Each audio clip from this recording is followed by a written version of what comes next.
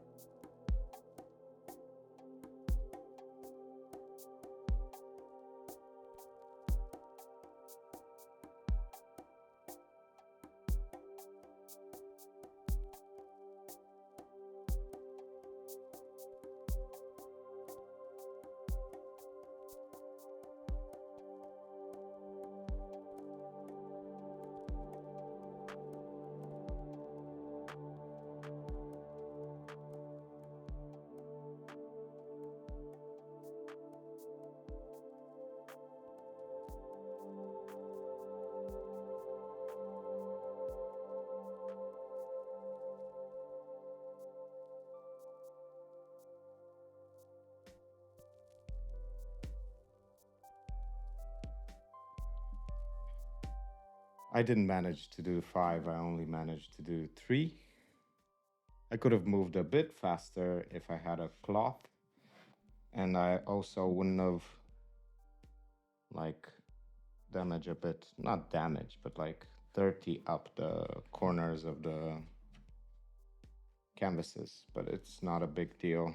Paint is gonna go over it anyway, and it's quite a good canvas, so it can take a lot of abuse. And yeah, I could have been a bit more attentive. I got some tears like here and on another one. I was thinking while I was doing this that once you start repairing stuff and refurbishing and doing things like that, life becomes a bit more fun. And also, we like it so much because it reminds us of the fact that if we can fix this thing, maybe there is a chance we can fix other things as well. Not only objects, but situations, relationships, life, and ourselves, of course. So don't be afraid to fix things. Don't be afraid to refurbish something. Try to do it. Always do it carefully with gloves, with protection, with anything that you can. And also look for information beforehand. You will save yourself a lot of trouble by looking for information of how to do things, because nowadays information is free, especially about things like this. People who are really passionate and they just post it online. This reminds me about the ingenuity of people. Like, I wanted to teach my ex girlfriend to ride a bike. I knew how to teach people how to ride a bike, but three other people failed. Her brother, her father, her ex, they failed to teach her. So I went on YouTube and I found in like 1 hour of research, I found that people fail at teaching others to ride a bike because it's five different skills. And if you don't break them down and teach them individually, the person will just fall. So you teach them each of the five skills individually, how much time they have until the bike just goes to the side and what to do. That's one skill. You let them fall to one side, the bike sits, you are holding it, and then you go to the left. You tell them to the right, to the left, to the right, to the left, and then you don't tell them, you just let them understand how much time they have until they can put the foot down. And then you teach them how to balance. So no, you don't let them spin the pedals yet. You just like those little kids. You let them do it with their feet. Yeah, you can just watch the video. It's much better than me explaining you this, but everything is like that. Once I've understood that you can break things down, complex skills into little steps and smaller skills, then everything became a lot more easier, a lot more easy. It's so much more intuitive this way to think of the skills that go into a bigger skill, a more complex thing. And I know it's obvious now when I say it, but if you look at riding a bike, it's five skills. And if you teach those five skills, that person will learn how to ride a bike without falling. I taught her and her 5-year-old nephew, none of them fell. And they learned how to ride a bike in 1 to 2 hours. And that's all for today. Thank you for watching and see you in the next one.